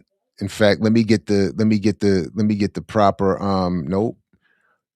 Oh wow, that's it takes up the whole screen. But his being wrong takes up the whole screen. But you have to see that. It's some of the best comedy, and then of course they turn that whole season of Brokish into responses to his nonsense. So you not only get the hilarity, but then you get the important analyses, fix it. All right, let's just. And brown people are the only group of people, and poor whites, who didn't use free enterprise and capitalism to set themselves free.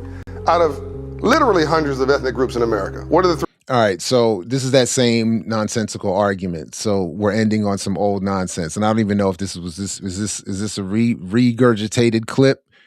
But of course, again, the idea that everybody could have used free market capitalism in the same and in equal way is part of the nonsense.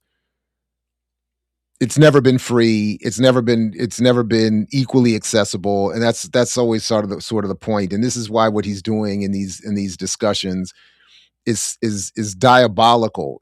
Shout out to Skip Kuhn. It's super disrespectful to the people he's claiming he's trying to reach and help. The three groups held back. Poor whites, more poor whites than poor anybody else. And by the way, if it was only about race, there wouldn't be poor whites. It'd just be rich. So nobody said it was only about race. Oh man, damn. Nobody said it was only about race. In fact, the more advanced theoreticians and political philosophers argue that it's much more complicated than that. In her dissertation, soon to be Dr. Erica Brown talks about the more popular approach of racial capitalism. My preferred internal colonialism model argues that it's all of these approaches argue it's far more complicated than just race. And again, that's why, as I like to jokingly point out, the most famous critic of capitalism was primarily talking almost exclusively about white people in a white context. So it's not just about race, it's about class, fool. That's why your argument doesn't hold up. That's the whole point. Rich whites. But there's more poor whites than anybody else because some got the memo and some did not. No, because there's more whites. That's why. There's just more whites. Any society, whatever the makeup is, there's going to be more of that group at the bottom than at the top because it's capitalism. I'm so tempted to descend into just full on disrespect with this dude. So irritating. Not going back to 1600s. Native American Indians, #1 alcoholism rate in the country, unfortunately, because of depression. So because back in the 1600s, Native Americans was just drunk and depressed, and that's why they lost their land. because of depression. Why were they depressed, dummy?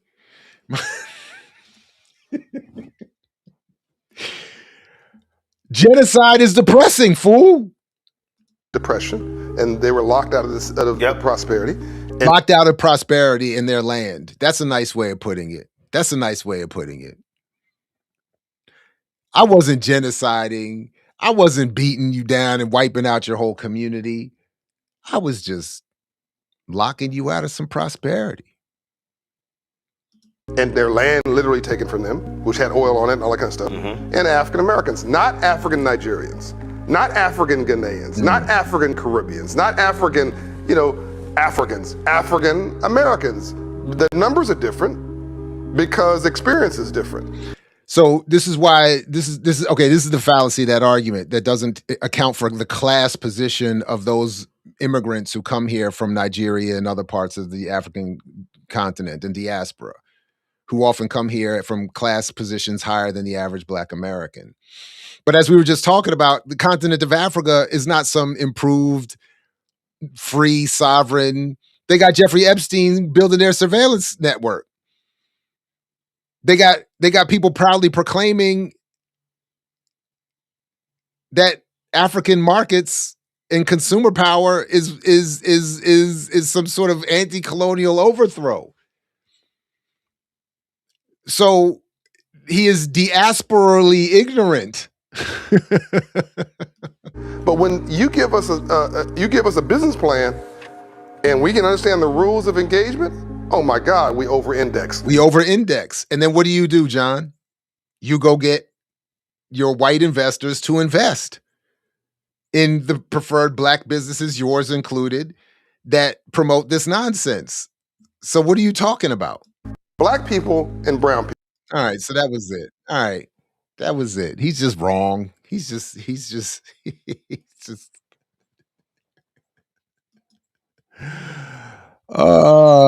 just with anything with him.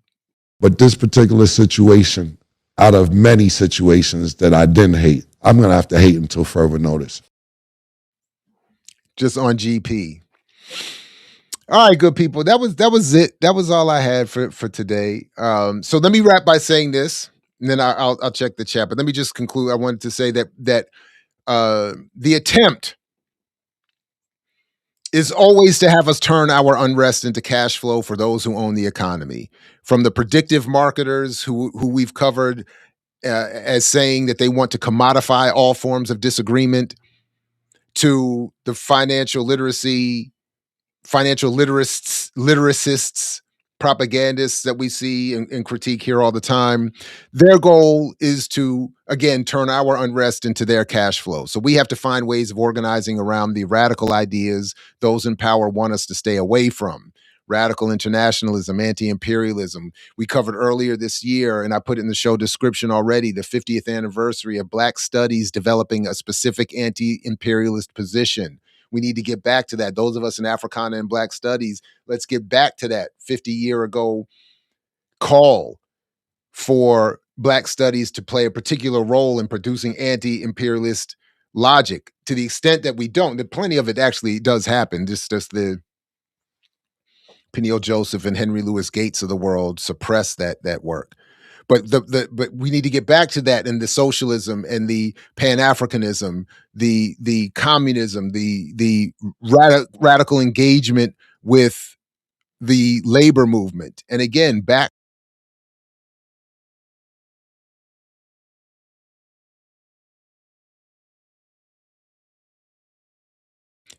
SODA, the solidarity of dispersed Africans. Let's get back to that as well. So, all right, everybody, appreciate you. Like, share, subscribe, support the Patreon if you can, at least as a free member. And if you have Patreon dollars that you need to limit, please sign up over there at Black Liberation Media, which you can now support in a number of ways financially.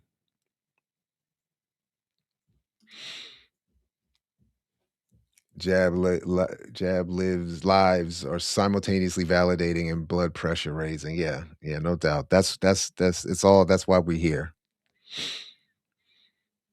That's why we're here. Thank you. 2 Fs. Still so proud of myself for finally figuring that out. That's right. Shout out to San Francisco State Black Studies. Thank you, Eric. Appreciate your support. Please, everybody, do what you can. Put this in your socials. Do all those things. Check the other work. Have fun today, tonight, etc., so forth. If you're celebrating the winter solstice, financial literacists. I got a patent. Yeah. Well, you all make it hot. Put it out there, these online streets, and make it hot. Thank you, Paul. Appreciate you. Have fun, everybody. Enjoy your holidays. Stay safe. Yeah, yo, this is crazy. You know. I actually had one of my students this semester argue with me that we should see. Hey, somebody signed up with the QR code. I saw the alert. Yeah, join the Patreon right here. The QR code, even just for free. Just for free would be dope. But yeah, every time I had a student argue that Elon is a legit African because he was born and raised on the continent, and my argument was that's evidence that being born on the continent in and of itself does not automatically make you African. But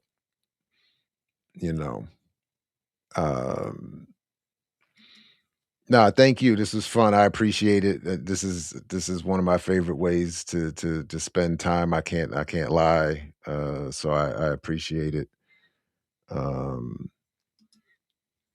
What documentary, Pharaoh? I watched a documentary on supermarkets. There are grocery stores that earn over $2 million a year, and a neighborhood store cannot compete with major chain stores. People on a budget look for savings. Yeah. No, one of the things that comes up all the time is that sometimes the food is of the lowest quality, and sometimes even at a higher price in communities targeting poorest people. But yeah, I mean that's the thing. You're not.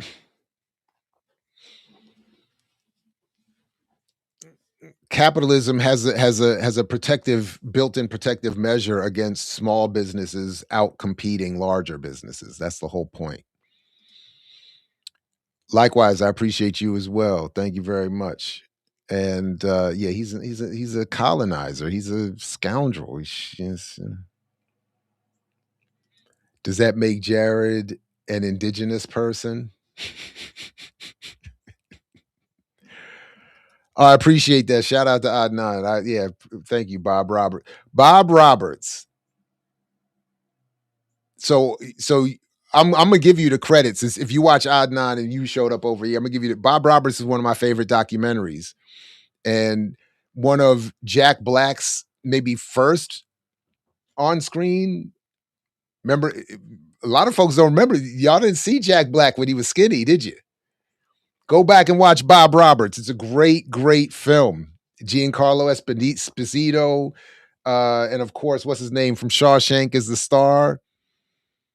There's a couple people you might recognize if you go. I might go back and watch Bob Roberts. That was a great movie, and I won't spoil the ending.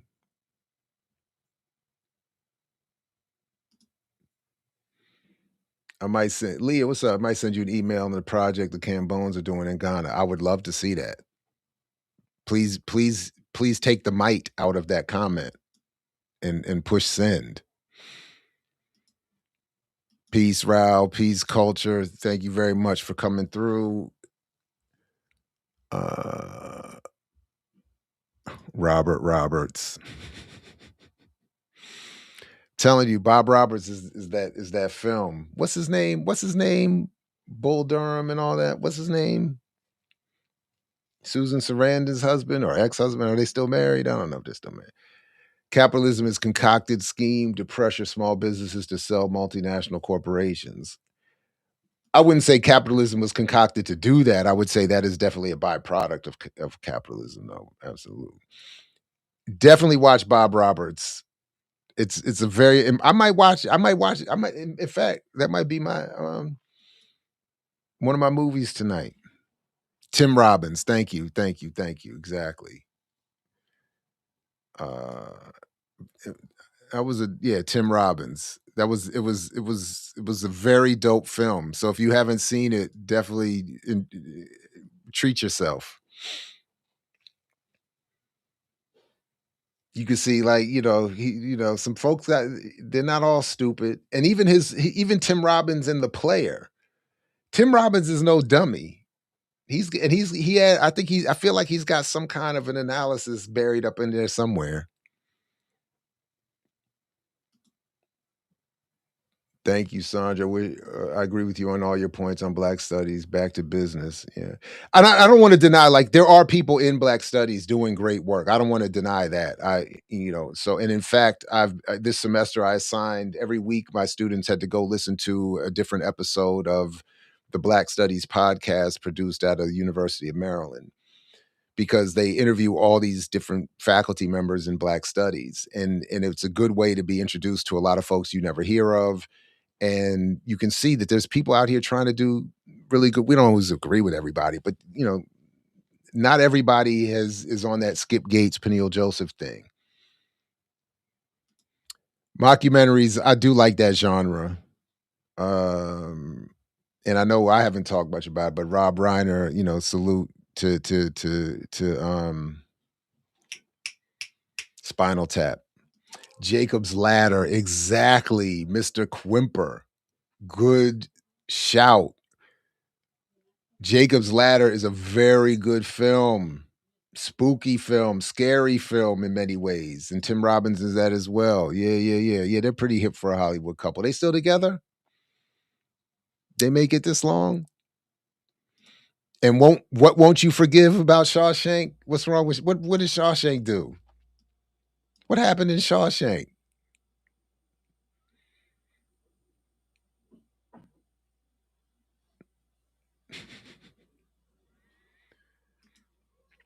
Susan Sarandon single-handedly sunk Hillary. I don't know if I give her all that credit. Hillary she took on a lot of they broke up a while back. That's too bad. That's too bad.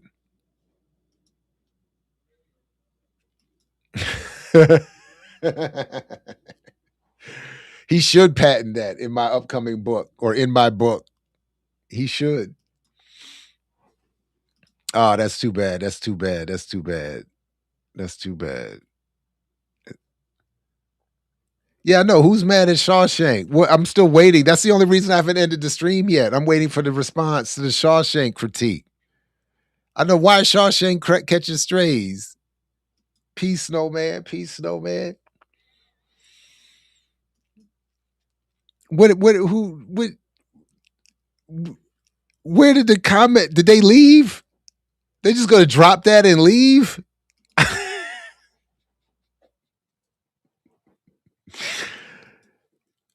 That is trifling.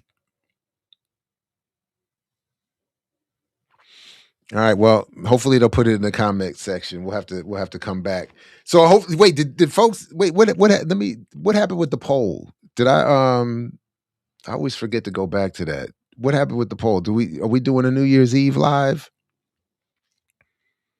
How many people actually took the poll? It says 85% said we should do a New Year's Eve live. But how many people? 257 votes. That's what's up.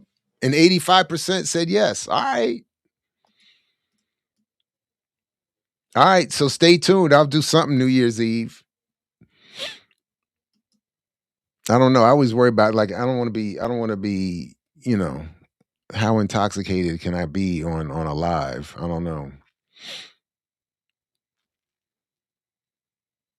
I don't know. But all right, New Year's Eve. That's what's up, everybody. Thank you for answering the poll question. 257 folks came through. I see 228 likes. That's pretty good. Appreciate everybody coming through. Thank you very much. I love this subscriber and member only comment ability. I hope it doesn't suppress the distribution of these videos, because I'm definitely using that option. Countdown to noon. That's exactly right. New Year's Eve. The New Year's Eve ball around here drops about 12 o'clock p.m.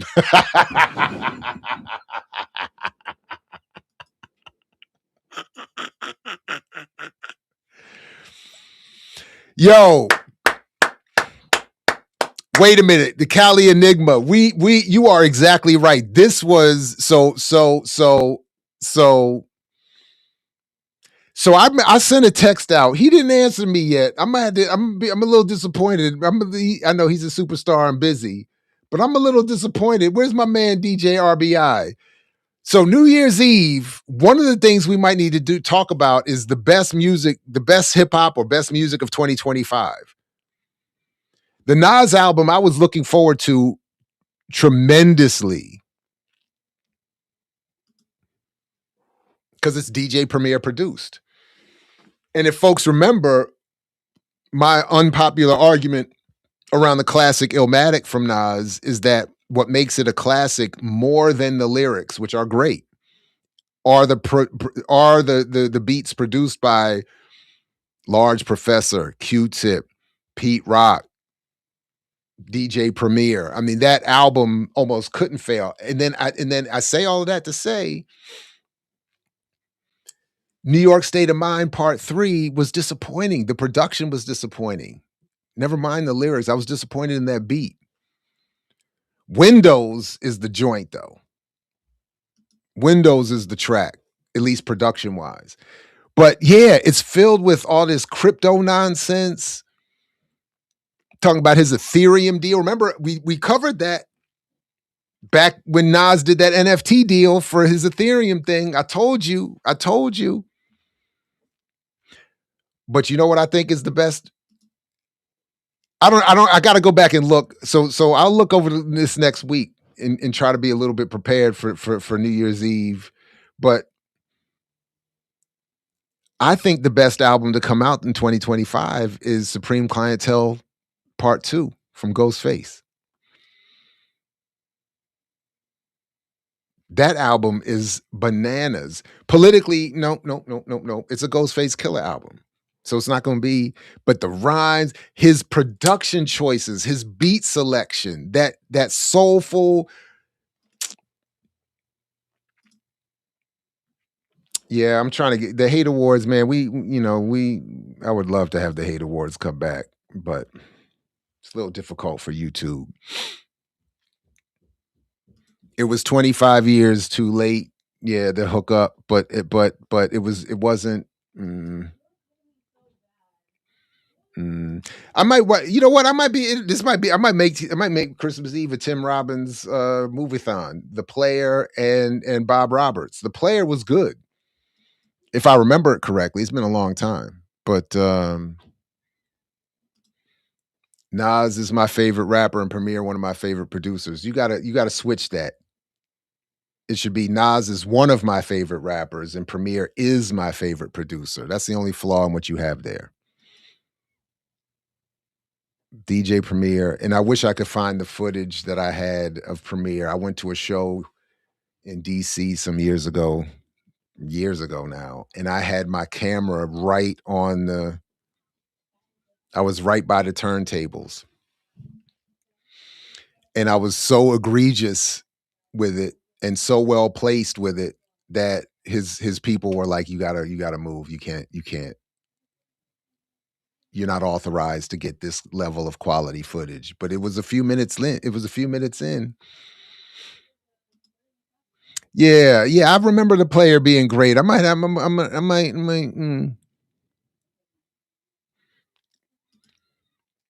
Man, my daughters aren't listening to Nas and Premier. I gotta be real. I think I've lost that part of it. They're listening to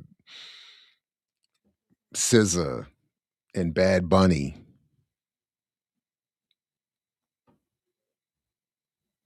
They've been exposed to Nas and Premier. They've been exposed to Moo Moo Fresh and Pharoah Monch and all the real goats.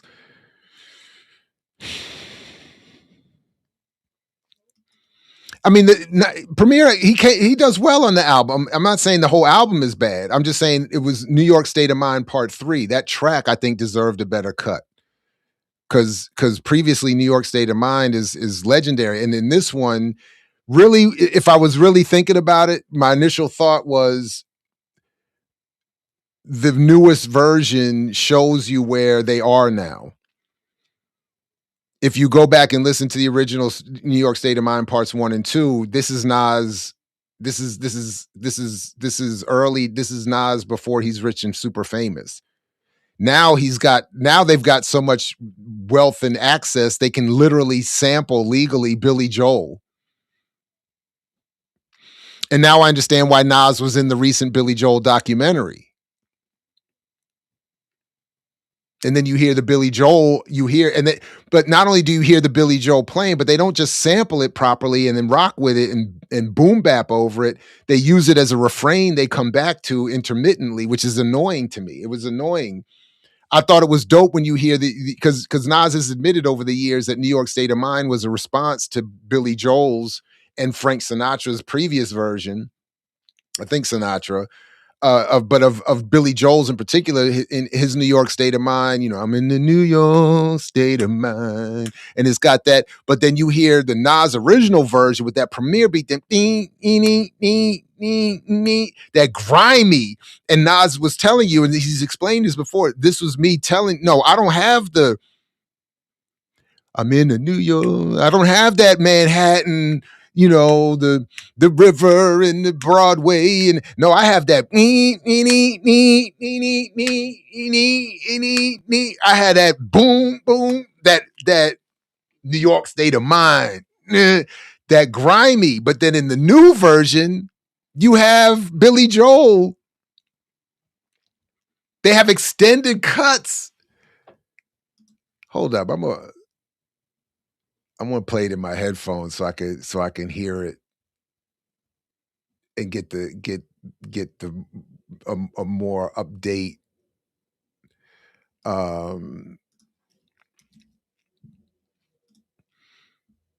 Let me light years. New York State of Mind Part 3. Yeah, it starts off with him saying, "Preem, play me that Billy Joel joint." They on the beach. Yeah, they got extended Billy Joel on here. I'm in the New York State of Mind. It's a good song. Billy Joel's, it's a good song. And then it comes in. It's not bad. It's still primo, but it's just not. Mm-mm. And then they come back to it though. Like, come back to the Billy Joel as a refrain. I don't know. I don't know. I don't know. I don't know. I don't know. It's not my thing. It's not my thing. The De La new album is very good. I will say, and it might be just my sadness around Dave's death and all the nostalgia. It's holding it down just a little bit for me. I don't know. I'm not. Yeah, in terms of But the Ghostface album is just all ghosts. No sadness. It's just all retrograde politics. He's got a whole skit hating on people. His criticism of pause is some reactionary. He's got a whole pause skit that is like it, but it's a reactionary critique of all the use of pause. And it's got some retrograde politics on some gender and sexuality stuff as well. But I can't front the production, the flow.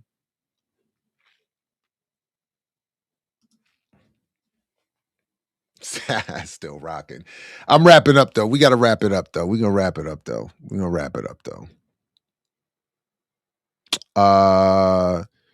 De La is too long. Not enough Dave. I mean, I don't know how much he had left in the studio before he passed. I don't know what the situation was with that. Oh wait, I didn't hear this. Did Slick Rick come out in 2025? Might have to check. I didn't hear that. Barbara Streisand. Where's? Oh, that's right. I forgot about this part. Damn, Dre, I forgot about this part. Damn. Yeah, I can't co-sign that.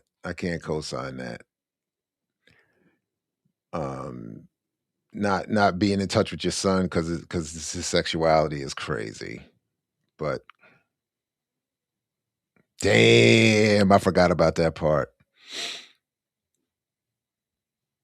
Slick Rick dropped an album with a cut about being a landlord. Oh, Lord. 6 out of 10 for the Nas album. I could see that. So, folks, I mean, again, I'm seeing, well, now it's down to 84% with 273 votes are saying we should do a New Year's Eve live. So stay tuned for that. We will do one, and let's do an album of the year. Let's see if we could pick one of them for the year. I know. Now we're going. All right, everybody. Big thanks. Have fun tonight. Enjoy yourselves. I will, at minimum, see you live next week for New Year's Eve. And probably here and there in the interim. Please do like, share, subscribe, support the Patreon, even if you just join for free. QR code right here. If you are able to join with money but are limited, please sign up with the Patreon over at Black Liberation Media. And do all the things you can to support both platforms. Appreciate, and all the other satellite related platforms, all the good stuff that's out here. All right. But as always, peace, only if you're willing to fight for it, as Fred Hampton used to say. And I'll catch you next time with more. And what do you sacrifice? Calm, kindness, kinship, love. I've given up all chance at inner peace. I made my mind a sunless space. I share my dreams with ghosts. I wake up every day to an equation I wrote 15 years ago for which there's only one conclusion. I'm damned for what I do. My anger, my ego, my unwillingness to yield, my eagerness to fight, that set me on a path from which there's no escape. I yearn to be a savior against injustice without contemplating the cost, and by the time I look down, there's no longer any ground beneath my feet. What is my sacrifice? I'm condemned to use the tools of my enemy and defeat them. I burn my decency for someone else's future. I burn my life to make a sunrise that I know I'll never see. Now, the ego that started this fight will never have a mirror or an audience or the light of gratitude. So what do I sacrifice? Everything. I mix what I like.